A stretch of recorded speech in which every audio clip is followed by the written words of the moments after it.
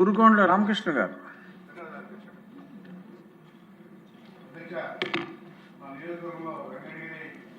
పరిధిలోని రైతాంగం ఎదుర్కొంటున్న సమస్యల అధ్యక్ష, సాగునీటి సమస్యలకు ప్రభుత్వం దృష్టి తీసుకొస్తున్న అధ్యక్ష రాపూర్ బ్యాలెన్సింగ్ రిజర్వాయర్ నిర్మాణం చేస్తే గతంలో 2007లో చేపట్టిన సోమశిల సోనమికి లింక్ కాలువ ప్యాకేజ్ అధ్యక్ష 15, 16 అటవీ అనుమతుల సాగుతో నిలిపేశారు అధ్యక్ష.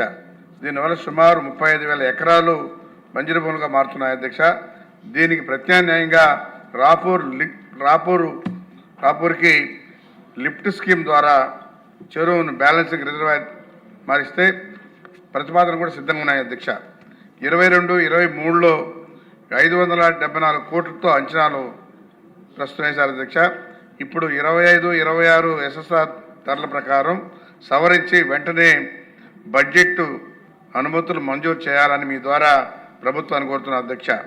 దీనికి సుమారు 18,000 ఎకరాలు కొత్తగా సాగునీరుకి వస్తుంది అధ్యక్ష. అదేవిధంగా మరి తాగునీరు కూడా 1,00,000 మందికి అందించదు అధ్యక్ష. అలాగే తెలుగు కాలువ ద్వారా డక్కిలి, మోపూరు మరియు వాటి అనుబంధ చెరువులు సుమారు 15 చెరువులు ఉన్నాయి అధ్యక్ష. అయితే అవన్నీ కూడా నింపేందుకు ఇంజనీరింగ్ అధికారులు ఇప్పటికి ప్రతిపాదనలు ప్రభుత్వాన్ని పంపారు అధ్యక్ష.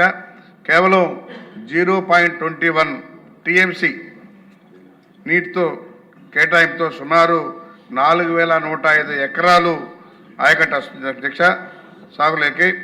అదేవిధంగా ఎస్ఎస్జి కాలువలో నీటి లభ్యత ఉన్నందున వెంటనే తూముల నిర్మాణానికి అనుమతులు ఇవ్వాలని తమ ద్వారా కోరుతున్నారు అధ్యక్ష. అదేవిధంగా బాలాయపల్లి మండలంలోనే మావురమ్మ చెరువు, చిలంనూరు చెరువు, సంగవరం చెరువు, మల్లెమాల చెరువు, కోనంగుంట చెరువు, గొట్లగుంట చెరువులో సహా 8 చెరువుల కింద సుమారు 2,500 ఎకరాలు ఆయకట్టు ఉంది అధ్యక్ష.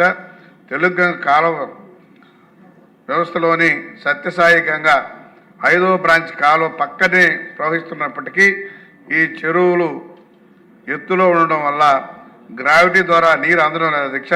కేవలం వర్షాధారం మీద ఆధారపడి ఆ ప్రాంతంలో నీరు చాలక పంటలు ఎండిపోతున్నాయి అధ్యక్ష. కావున ఊట్లపల్లి గ్రామ సమీపంలో 5వ బ్రాంచ్ కాలువ నుండి లిఫ్ట్ ఇరిగేషన్ ఏర్పాటు చేస్తే ఆ చెరువులు నింపాలని దాని ద్వారా కోరుతున్నాను అధ్యక్ష.